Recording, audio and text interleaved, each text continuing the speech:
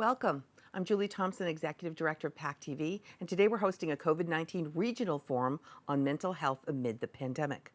This virtual panel forum was organized by Representative LaNatra, who will introduce you to the experts she has secured for today's special. To watch this forum live in Kingston, Plymouth, Pembroke, and Duxbury, visit our Comcast Channel 13 or Verizon 43, or watch online by visiting our streaming channel, pactv.org/live. To ask questions during this forum, please email them to questions@pactv.org. To replay this forum, simply visit pactv.org/regional. Welcome, LaNatra.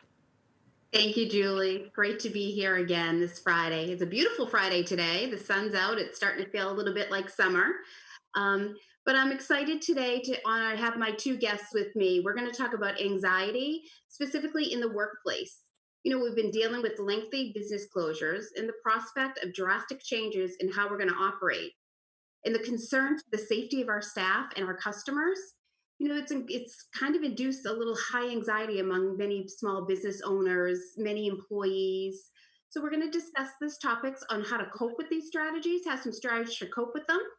And today I would like to welcome Sarah Cloud. She's the Director of Social Work at BID-Plymouth, and Marybeth Sheehan, who is the owner of Mindful Medium.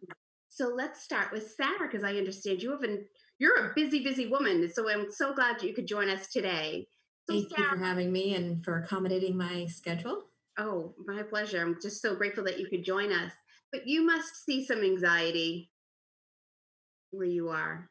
Yeah, so certainly working at the hospital, there's, I think, a tremendous amount of anxiety, for both our frontline workers, as well as our patients and their family members. And I think we're just, kind of all in this together and trying to manage and doing the best we can on a daily basis with all the uncertainty, which I think is a really, really stressful and anxiety provoking place for us all to be in. It definitely is. So when I was thinking, we talk a lot about anxiety and, so a panic attack. So if you were to have a panic attack, sometimes you feel that that's a heart attack. Is there a way that you could just know the difference of that? It's a really great question, and I want to be careful with providing any medical advice as a social worker. But I think it's really helpful to understand and pay attention and get to make sure that people know their body and the signs and symptoms and what's normal for them and what's not normal and what feels very, very different. There's a tremendous amount of stress and anxiety have a lot of similarities in terms of what it feels like. You know, eh, Disruption to sleep, uneasiness, tension, headaches, sometimes high blood pressure. But there's a difference between stress and anxiety. Stress is something that happens externally.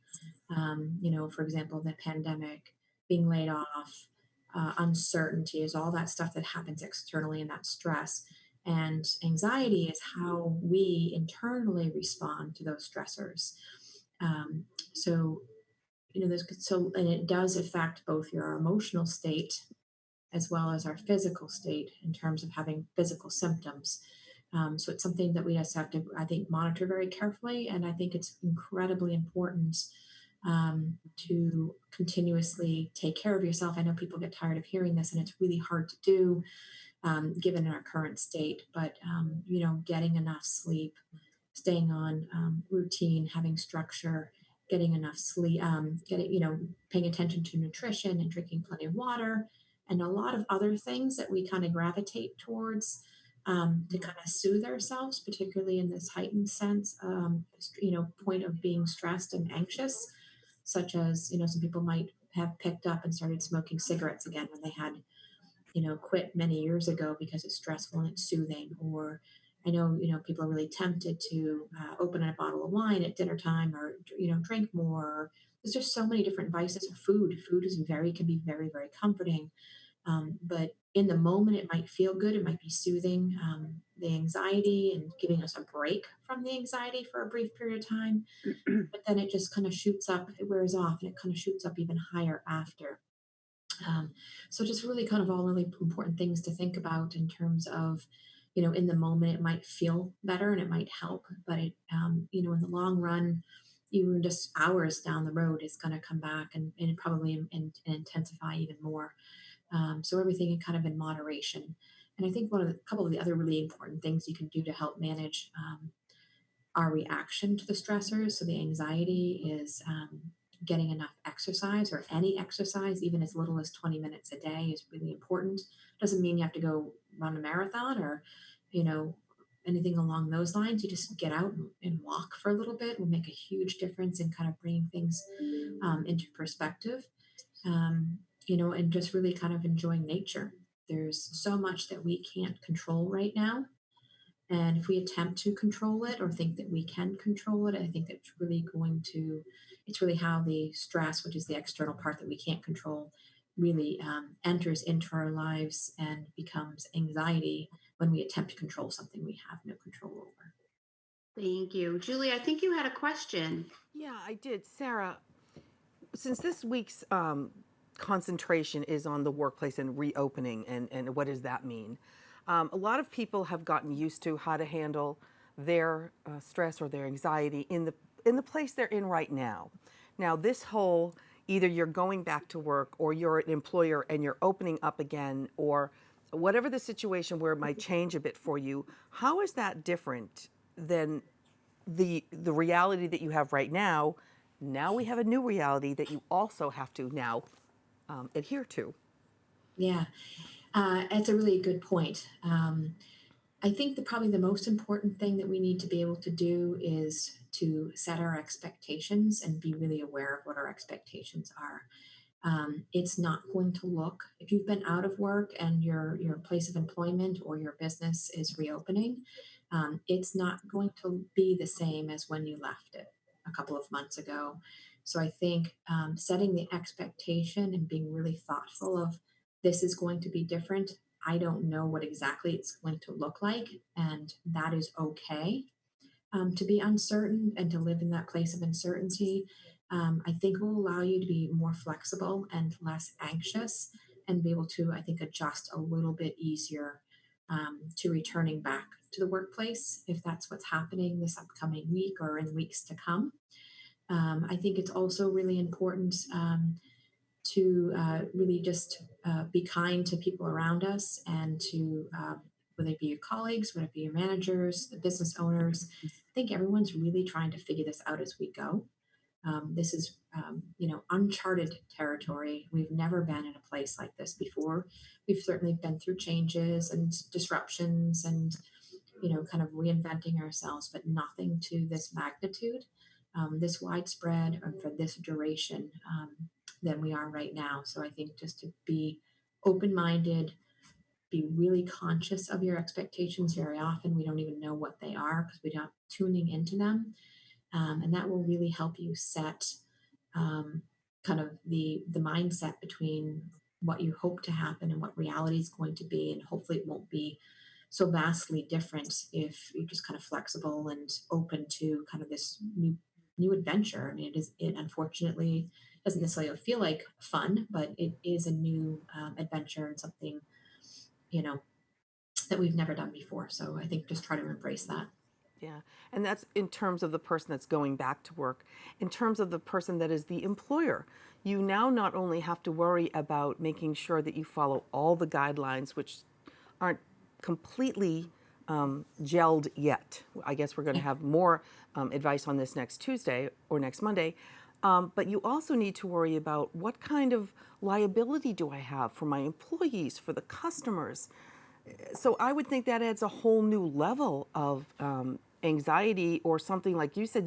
You have to just take it slow and make sure you've kind of made a list of all the questions you might need to have answered before you step into that new reality. Does that make sense? Yeah, I think that's really great advice.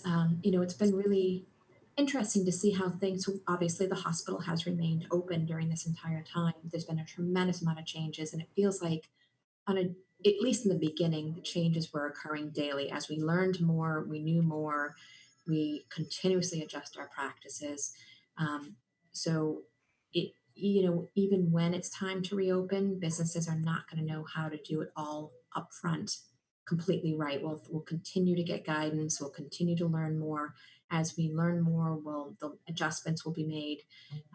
It's just a continuous work in progress. It's nothing set. And I think for some folks roll really easily with that, and they it's really comfortable. And I think some folks really want it to be black and white and scheduled and know exactly up front, what we're walking into. And that's just not something that can be promised as much as we really want that to happen and are trying to make that happen. It's just not the reality of where we're, what's happening in this day and age. The science is changing. We're learning more. New things are being developed, and I think we just have to be patient both with the process, with each other, and with ourselves. Thank you. And Kathy, so back to you to talk about how you can educate us from the state level and from the regional level on all these changes that do happen so rapidly. They do happen. Talking about anxiety, I have changes hourly, honestly, hourly. And I don't know what the governor is going to say on May 18th. And that is a source of anxiety for my constituents. And they call, they email, they text, and they want to know, are they in the first phase? Are they in the second phase? Their business. But I honestly don't know. Everything's up in the air. Everything's up in the air for our funding for our schools. So that causes anxiety for our parents, for the teachers in our schools. They're not sure if they're going to come back to a job in September. We still don't even know if we're going to have classes in the schools in September.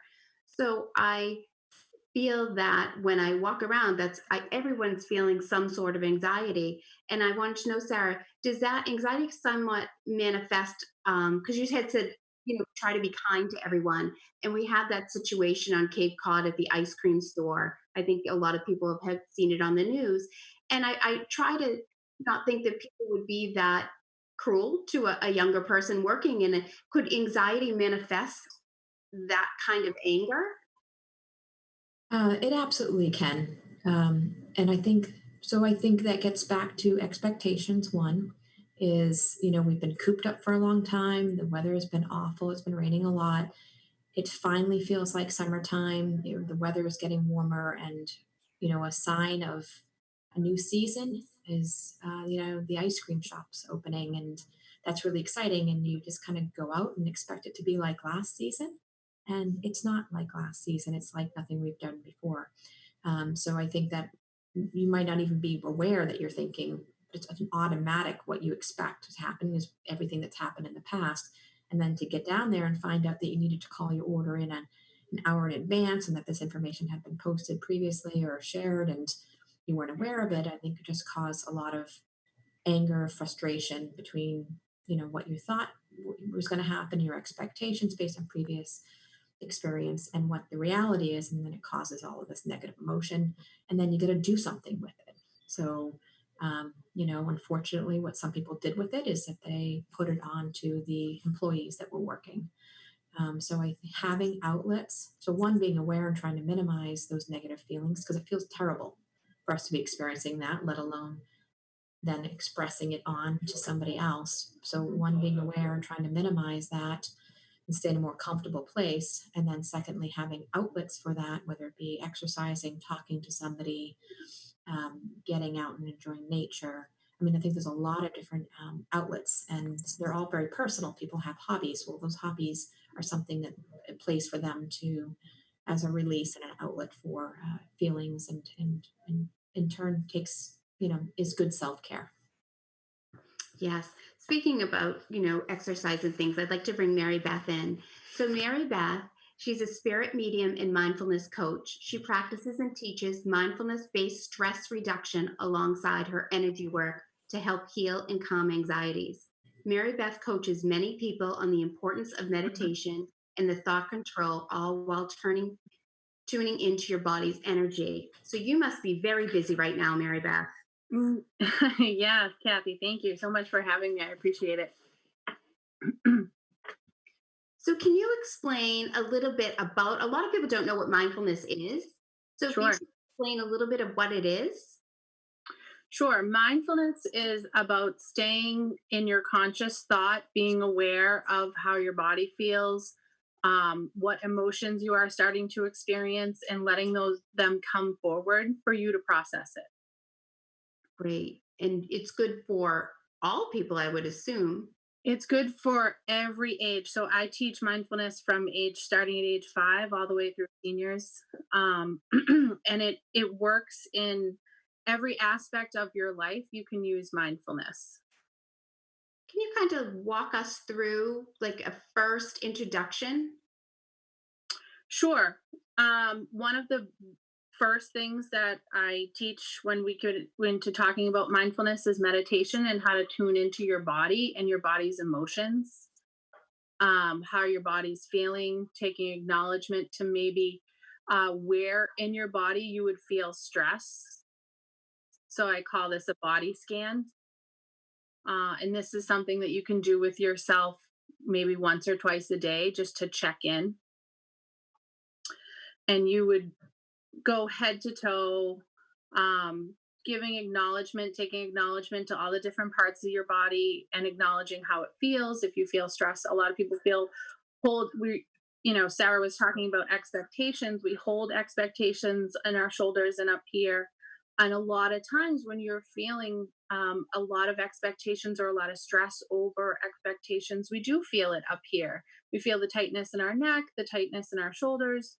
A lot of times a lot of people have an upset stomach, things like that. Yeah, I can see that. I can definitely see that. Julie, did you have a question? Yeah, actually, when we're talking about your physical reaction to how you feel in your stress, we've had a number of different people on over the last month that talk about your physiological reaction to stress and how you can get that knot in your stomach and you don't know what it is, and the whole idea of taking a moment to take a breath and to slow down and just to try to center yourself. So when people are going back to work or going back into a workplace as a customer, you not only have to remind yourself of staying safe for yourself, but all these hints that your body is telling you that you're stressed. What advice, and either for Sarah and both of you could answer this, what do you do to actually like take the next step every time, no matter where you're going? How do you kind of prep yourself to make sure that you're okay to take that next step wherever you're going, physically and mentally, to do it together? Mary Beth, let's start with you. Yeah. Okay, so I will always create an expectation for myself to sort of train my mind, and I create a visualization as to how I would like it to go. So before I even step out of the car to go somewhere, or if I'm going into a place where I know I may have anxiety, I do a mental prep and I remind myself that, to have compassion for myself, to take a deep breath when I need to. And my body then gets in the habit of recognizing when anxiety starts. So then I can sort of recognize it and rein myself back in. That's So good it's advice. recognizing when Yeah. you're going to start, when you're in Yeah, part a, of being mindful is being able to recognize when something doesn't feel right. And really it's changing the reaction to it and staying in your conscious thought on how you're going to react to that. hmm, I think in Questions? keeping with what Mary Beth said earlier, I find that the place where I keep a lot of my stress is in my lower neck and my shoulders. And I find when I'm in stressful situations, which who knew that it would be stressful to go to the grocery store? It's kind of really odd. But I find that has been pretty anxiety provoking. I find that I start to notice a tightness in my shoulders and I need to like mentally check in and drop my shoulders and take a deep breath. I think one of the most important things we can do anywhere in any situation that I think a lot of people underestimate the power of is taking a couple Breathing. of deep breaths. Just pause and take a deep breath or two, and it makes such a tremendous difference. And if you need to leave the situation, then you're really getting that anxious, then be kind to yourself and give yourself a break, and it's okay to leave a situation that you're not comfortable within, or you're just not ready to be in. um, there's always tomorrow, or there's always delivery, there's other avenues. But just be kind and gentle, I think, with yourself, and be aware of what's going on with you. And the idea of mentally having to pivot. I love what you said, Mary Beth, about you kind of visualize where I'm going to go, what I might come up against, so you can kind of prep for what you're going to be in for. The other thing is our brains have to now be hyper sensitive and hyper alert to everything around us. Sarah, you said it's funny. You said it's stressful to go into the grocery store because you never thought about before. Am I going the right way on the aisle? Yeah. Is somebody too close to me? Do they have their mask on properly, or did they lift it up to talk to somebody else? People will look at you and they're afraid, and it's a game changer as far as your mindset goes. And when you imagine that people who have a difficulty with that anyway, having to coordinate that into their everyday lives, it's almost overwhelming to people. So is the watchword to practice it beforehand, to slow down, to take your breaths, to just plot out the next few moments in your life versus trying to look at the whole big thing that's going to happen? Sarah, can we start with you on that one? Yeah, I think you bring up some really excellent points. I think breaking it down into manageable steps won't feel nearly as overwhelming. And I think going in, again, like I talked about earlier, returning to work, there's a lot of unknowns. Go in the grocery store, there's a lot of unknowns. We may have been familiar with the flow and the process before, and now there's those lines on the floor and aisles blocked off and things like that. So I think, going in not knowing entirely what to expect and being able to adjust to that. So that's the expectation. The expectation is I don't entirely know what this is going to be like, other than it's going to be different than the last time I was at this grocery store. Just kind of helps with the expectations and being able to move through the process and taking it in, kind of small incremental steps, as opposed to being entirely kind of overwhelmed with the entire process. Yeah. And Mary Beth, did you want to add to that? That's good. Great points there. Yeah, I mean, I agree. I think you need to take it moment by moment. So if your goal is to be able to make it down the aisle and make it without anxiety, then you do it aisle by aisle. Right. And I think you can remember, if you need to take a step back and leave and maybe try it again on a different day, then that's okay. To have compassion and forgiveness for yourself, for this is new for everybody. So I think the biggest thing for people is they do have to have some compassion for themselves. I think they put a lot of expectations on themselves, as if they're just supposed to roll with the punches, and that's not always the easiest thing. Right. Hey, Kathy, what about with you? Your workplace is really probably your phone and your emails because you're constantly being asked questions from constituents all the time. So your reality is you have to pivot continuously. How do you deal with that stress? Because you're taking on the stress of the people that are calling you also.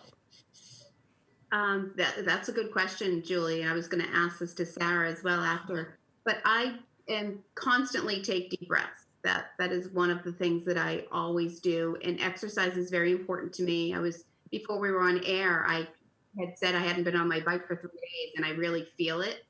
So that's important to me. But I try not to absorb everybody's anxiety, or my role is to find them the resource they need to solve their problem, or point them into the direction, and I take that very seriously. So I always try to think of the end result, and that they'll feel better, and that makes me feel better.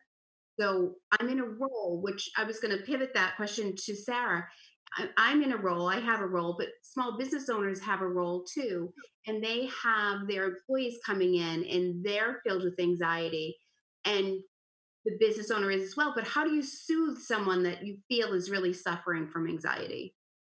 Is there a method for soothing them, or trying to reassure them? Yeah, it's a really great question. And um, what's really challenging about this day and time is that we want to fix things for folks. I know you mentioned that, connecting people with resources, they come to you quite often, and I no doubt that they do. But we can't always, there isn't always a fix for something, for a situation. There's been some pretty tremendous losses. People find themselves in really difficult situations, and there isn't necessarily a fix. And coming from that perspective, can if we're not able to fix somebody that we feel responsible for, we care about, whether it be an employee, whether it be a colleague, we can't fix something for them. And that's our expectation, is to try to help them in that way. It can feel really terrible, and I think it can take even greater toll on our mental health. I think understanding that sometimes the fix is that we're simply present and available and listening to them and just being with the person is what the only thing that can we can do at that time. And I think being okay with that and understanding that, that's our limitation, it will make, but it does go a long way just to be present, to be a really good listener, and to be available to them will make a big difference in the long run. May not pay their, the rent, the childcare, whatever the immediate issue is, but we can be there with them during this process and help soothe their anxiety in that regard. Excellent. Excellent. Julie, did you have a question? I'm sorry. Oh no, just Sarah, you are always wonderful. I know you're on Steve's show a lot too at noon for Plymouth, and every time you talk, you yourself are so calm, and just your Oh, thank you. demeanor is so calm that it's really wonderful. And I just thank you for being on these forums. I know you have to leave pretty soon, but did Yeah. you have any last questions for Sarah Or last comment, or Sarah? last comments? Yeah. I really appreciate that you do these forums. I think these are really important conversations to be having. They're maybe not the sexiest topics, but they're just so invaluable. And I think being able to talk about it, and bring it out into the light and know that we're all kind of facing the same things together really helps reduce the stigma or any shame or anything that goes along with these topics. So I really appreciate that. And I hope that you guys continue doing what you're doing. Thank you, Sarah. I really you. enjoy having you on. And like Julie said, you do have such a soothing voice. We had said that before. And I really appreciate you spending this time with us. And I know that you have to go on to another Zoom, but Yeah. it's our reality now, right? Zoom is our Yes. reality. So Thank thank you. And I will see you Monday at noon. Sounds good. Look forward to it. Have a nice weekend in the meantime. You too. Thank you. So Mary Beth, I know that you have been working with our seniors before this happened. Mm-hmm. And Yeah. how now that we have our seniors are so isolated and they can't get to their senior centers, what's some advice that they can do at home? Yeah, I think for the seniors, it's tough because a lot of them are at home by themselves. They don't have, huge families around them. So I think it's really important. And one of the things that we did talk about was getting their technology up to date so that they can have interactions with people, that they can keep communication going. And also, if they have the capabilities of getting outside, even if it's with social distance, to be able to, interact with somebody or just to get outside and to move your body. I think that's huge for them. I think that's very important too. And in mindfulness, is there a certain amount of time that you need to commit, or could it be a small amount of time throughout the day, or is it like a session that you would have in the morning or the night? Yeah, that's a good question. I think a lot of people get confused on, how if I'm going to meditate, do I have to meditate for 30 minutes in order for it to work? And the answer is no. You can, if you've never given yourself any time before, a lot of people have a hard time giving time just for themselves. And so I would say start small and make check-in points throughout the day. So I always will give myself 5 to 10 minutes in the morning, just to sort of align myself, think about how I want my day to go, think about, things that I have gratitude for. And I think that's a huge thing, today, definitely in these times, is to figure out what you have gratitude for, and to really harness that in. Um, and then take the 10 minutes or 5 minutes, if you can't sit for 10 minutes, just to breathe and to, allow your emotions to come forward. You may find that emotions come forward that you didn't realize. And so, and then you may find yourself throughout the day, if you're getting anxiety throughout the day, you definitely want to have those check-in points to calm yourself down. And I always like to take time at the end of the day to reflect upon my day, to give gratitude for the great things that happened throughout the day, to maybe reference some of the things that I could have done better. And those are all mindful, moments you can take throughout the day. And gratitude could be as small as, it doesn't have to be this big Absolutely. thing that happened. I'm happy that the sun's out today. I have gratitude that, my kids are healthy. I have food on my table and things like that. Yeah, because sometimes I think when people are in that dark hole, they have a hard time grasping something they're grateful for. But it is true. I mean, the sun is out today. It's beautiful. And we're so Absolutely. lucky. Yeah. Julie, I think you had a question. I do, and it's probably for both of you. Oh, So people that are now thinking, okay, next week is the beginning of a new phase. We have a new slow opening. We have certain places we're going to be able to go that we couldn't go before, even though we're not quite sure what those are yet. That's coming very soon. How do you prep your family members, your children, if you have children, to tamper their expectations that a phased opening in any workplace is just that, phased? Because I think a lot of people are like, well, and they'll see on the news, for example, in a few other states, they've just completely reopened the bars and they've completely reopened the beaches. And there's tons of people out playing volleyball and having fun and drinking elbow to elbow. That's not going to happen to us. So as parents with children, or as spouses, how do you train people or teach people or give people advice to tamper their expectations about what that's going to mean? Why don't we start actually with Kathy on that one? it is setting expectations. And Sarah had mentioned that as well. And I think you need to keep the bar very low. It's unfortunate that we're all watching the news and we're seeing all these other states that are opened up and they're enjoying the parks and they're sitting side by side and they're drinking at the bars and it all looks great. And you kind of mourn that, you mourn missing that. But it's not going to be that way here. It's not going to be that way in Massachusetts. And I don't think it's going to be that way for a very long time. So it is setting the bar very low. Between Marybeth and I, we have a lot of children. They're much younger than mine are, but it is setting it. My daughter Lydia is missing the gym. I've mentioned that several times before. She's an athlete. She's at the gym 20 hours a week. She's Zooming workouts every day, and that may continue all summer.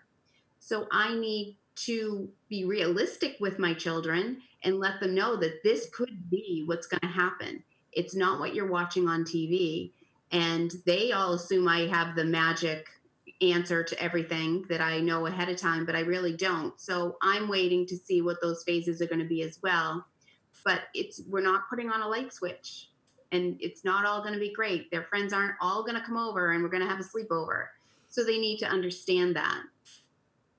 Yeah, Marybeth? Your children are younger, so I don't know. Yeah. My children are young, so my husband and I have had a lot of conversations about this, because I live in a neighborhood where there's a ton of little kids and they want to go outside and play every day and they don't understand. So you're right. We do keep the expectations very low, and we are very realistic with, this is a day by day thing. We don't know how this is going to work, or when we're going back to school, when you're going to be able to see your friends. But I also try to keep that a positive view on it. But here's what we can do today. And we can go do something as a family, and we can go, like yesterday, we took a nature walk and we did different activities looking for different things in the woods. And I think it's important for families to take this time off that, because I think when you're looking to see your friends, or you're looking for things to just open, and you're sitting and waiting, it makes it that much worse. Right. I agree with that. I definitely agree with that. But that's a good point. This is what we can do. And Yeah. I'm Yeah, going I to think you start have to doing stay that positive. today. Yeah. Yeah, today these are the rules today. We had two Mhm. excellent questions that came in from viewers. The first one, and we can actually you both should probably answer it. We'll start with Marybeth. But what advice do you give business owners for listening authentically and responding to their employees' concerns? Marybeth. Yeah, I think for a business owner, it's tough today, but I think just coming from a very compassionate standpoint in understanding that, you know, keeping your ground on where you want to be in terms of a whole of as a business, in terms of, what the ultimate goal is, and just staying in constant communication with them and letting them know that you're supportive of your employees is huge. I've talked to so many business owners where people are going back to work and they don't know what that's going to look like. So keeping them informed and what the plan is, and how they're going to keep their team together or keep it cohesive to their business. Kathy. Um, I was a small business owner for many years, and even though I was going through a stressful time, or I was nervous about paying payroll or something, we all go through our roller coaster owning a small business. What I learned at a very young age is to always make my employees feel valued. No matter how I was feeling internally, they need to feel valued. And there was this saying that someone said to me that people work harder for praises than raises.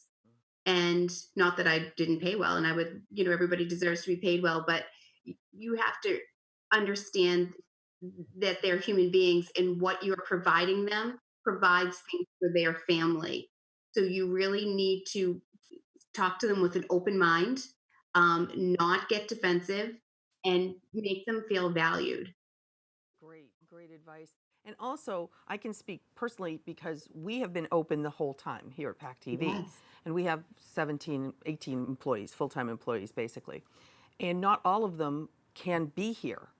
Some of them have to be remote. Either it's childcare or it's people that have pre-existing conditions or family members that do. There's absolutely legitimate reasons why people can or cannot be here, which gives a whole new level of having to be, as an employer, having to be able to really listen to each employee, and their safety has to be your first priority. It just, their health and their safety has to be your first priority. So as an employer, you have to keep up with all the legalese of it, like what legally can I and can't I do, what should I do, and then how do I protect all of my staff physically? How, what kind of masks do we have, and what kind of cleaning supplies do we use, etc. So it's stressful. It absolutely is stressful. But I think the person who wrote this in brings up a really good point, that as a business owner, you have to be a psychologist, you have to be a HR person, you have to be an insurance agent. You kind of have to play an awful lot of roles, and a lot of people just aren't used to doing that and playing all those roles. So what advice do we give to deal with that? Marybeth. You really have to Anybody. step up to the plate there. It's a lot of roles, especially as a small business owner, Yeah. where you don't have an HR department or a legal department.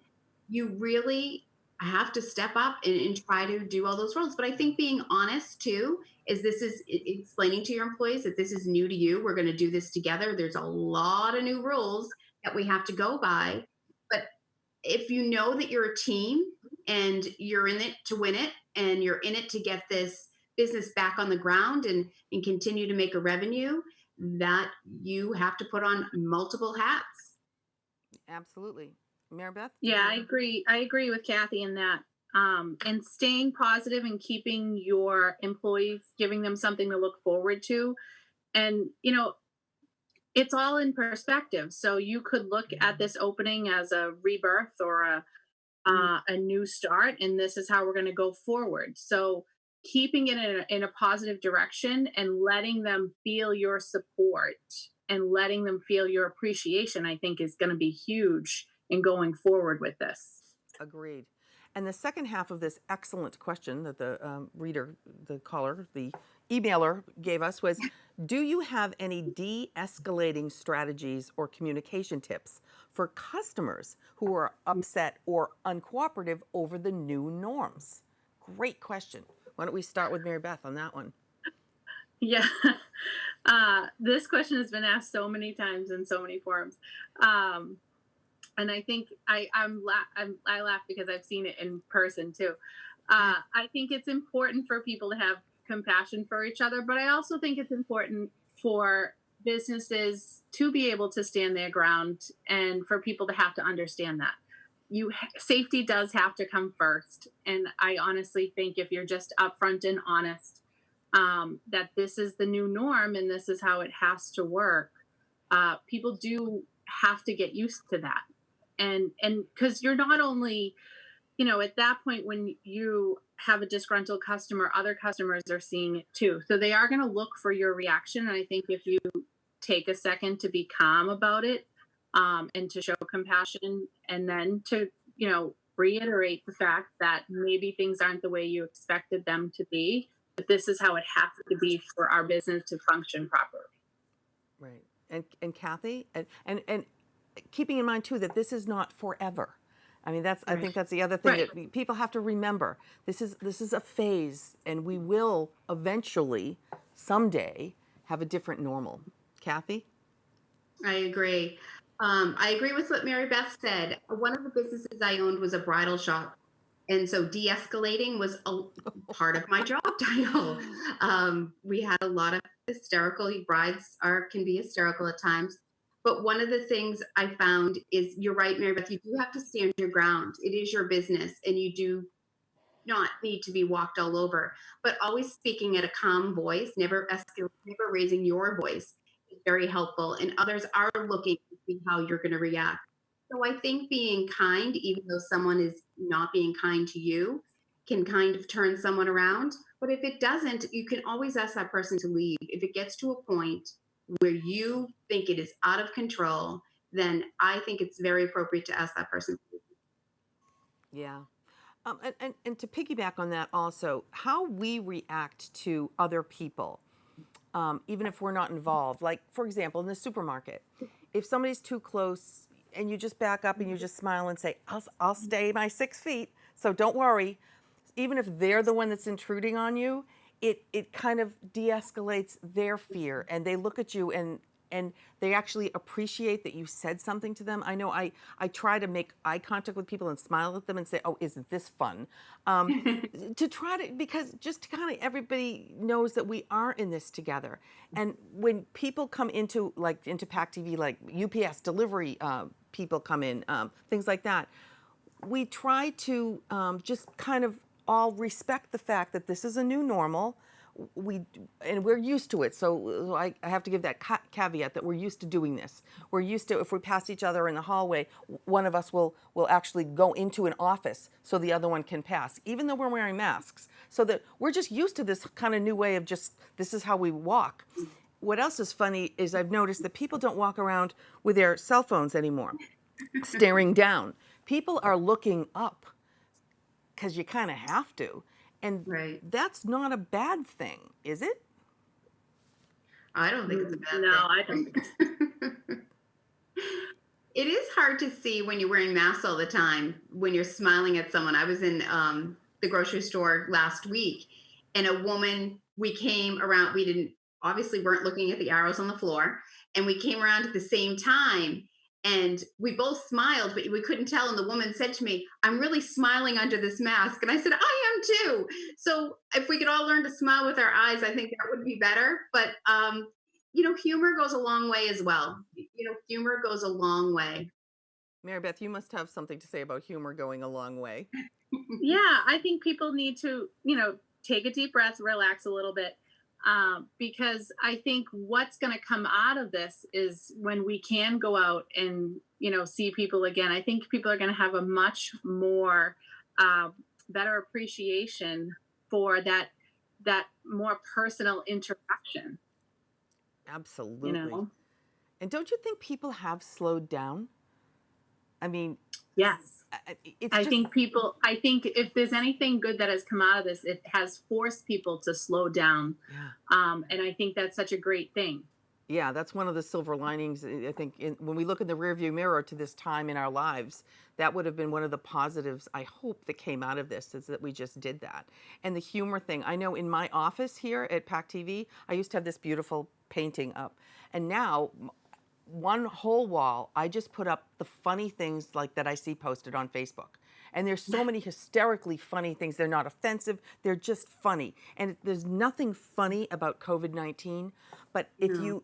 if you have to be so serious all day and you have to do your job, and you have people counting on you, and whatever you have to do, and your kids and your family and everything else, sometimes you just need to look up and laugh. And I recommend that to anyone who has to go back to the workplace, is find some little thing that you can put up that you can look at and it makes you smile during the day. And I'm done. That is great. That is great.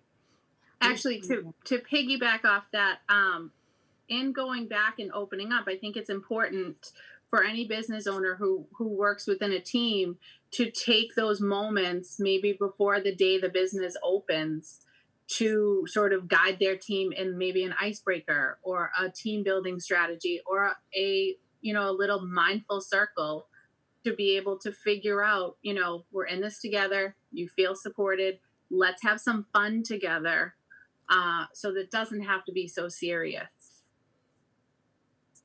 That's excellent advice, Marybeth.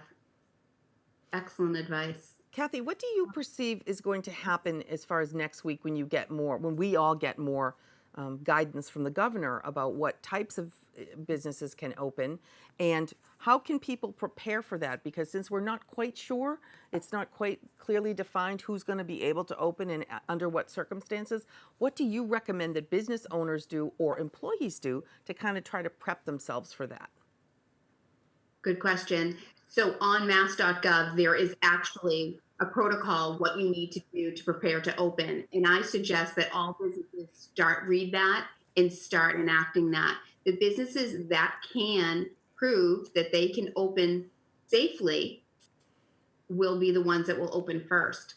So you need to show that you can keep people 6 feet apart, that you can social distance. In the restaurants, I know that they're going to have to pull out some tables or not be able to seat people next to each other. But you need to start doing that now and preparing now. So when it does happen and you are allowed to open, you're not waiting another 2 weeks prepping. You'll be able to hit the gate and get out there. So I highly recommend that you read through the governor's protocol to reopen and start things now. Yeah, and I'll bring that up. It's on our screen right now. The first one just talks about it's a 3-page slide, and the first one talks about the 4 phases of opening, which clearly we don't really have dates on past phase 1. Right. The second slide here talks about social guidance. In the middle, it's mandatory safety standards for workplaces, and then sector-specific safety protocols. That would be for, restaurants, for example, or a sector. And then what you were just talking about, Kathy, is the 4 components of a safe workplace: social distancing, hygiene, staffing, and then cleaning and disinfecting. So we're all going to have to get used to this if we haven't been doing it, or any businesses that haven't been open.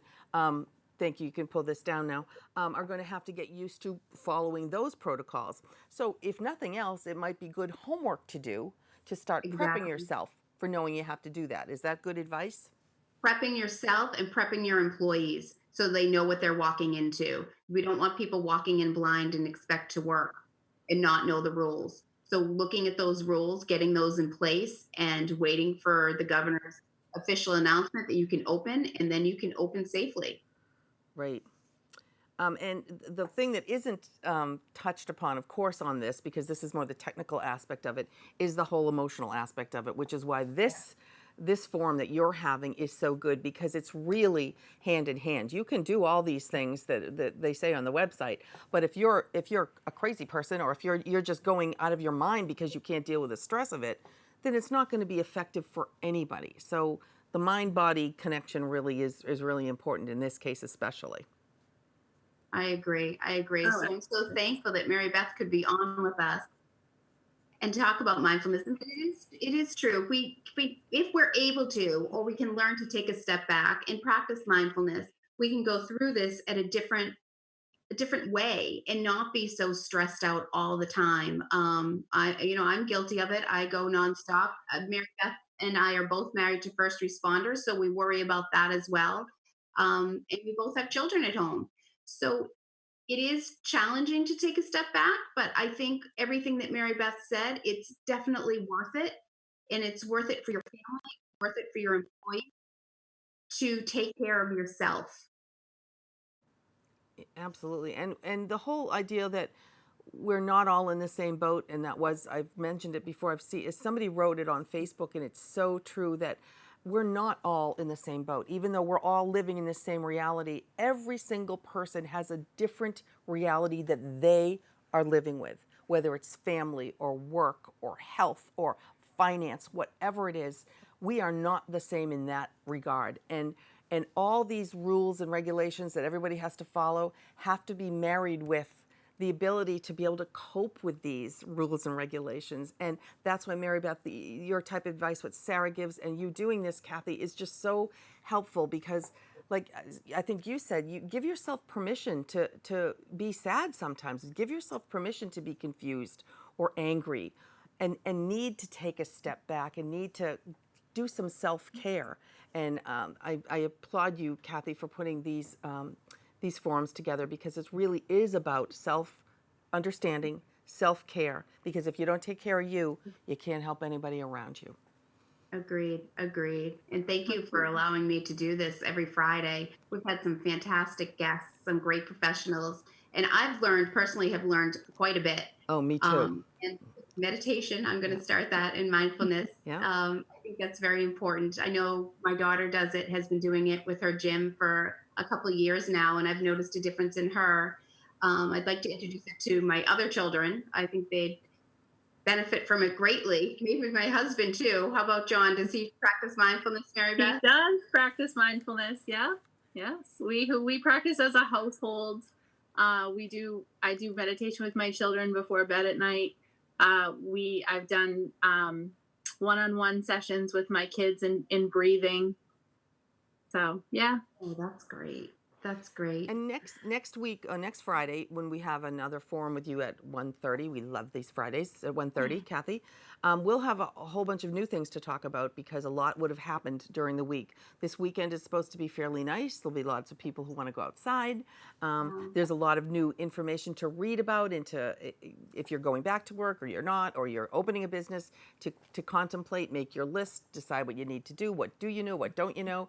And the bottom line is to keep educated, keep positive, take care of yourself. From what I'm listening to, breathe, recognize when your shoulders are up and they really need to be down. That's an All important those thing. kinds of I think things, you right? said that, I made sure mine were down. Yeah, right. It's like I'm like this. I find myself like this, and I'm like, okay, stop it. Yeah. Right, Mary Beth, you said that, like, listen to your body, like, or people that have their listening fists to your all the body. time. I've noticed that a lot of people have their hands clenched in fists all the time. They don't even know they do it. So it's all connected. So Wow. thank you. Well, I'm looking forward to next week, and I want to thank Mary Beth again, and Sarah. This is her second time. She's been amazing. So thank you, Mary Beth. Any last words for us? Just stay in the day. Take it one day at a time, because we're living in this uncontrolled and unpredicted time right now. So I would say take advantage of the time you have now. Yeah. Good advice. Okay, thank you. And Kathy, thank you. And as if you notice, we date stamp these every time we have them so that you know what date this information was actually valid. Not that everything on this show is valid all the time, because mindfulness and self-care and mental health and taking care of yourself is always important. But our new challenges and our new hurdles that we're going to have to go over will change on a weekly basis. So I look forward to next week. Kathy, LaNatra, thank you so much. This is Julie from PAC-TV. If you want to watch this again, please visit pac-tv.org/regional. All of our regional forums will be here. And Kathy, we look forward to next week very much. Thank you.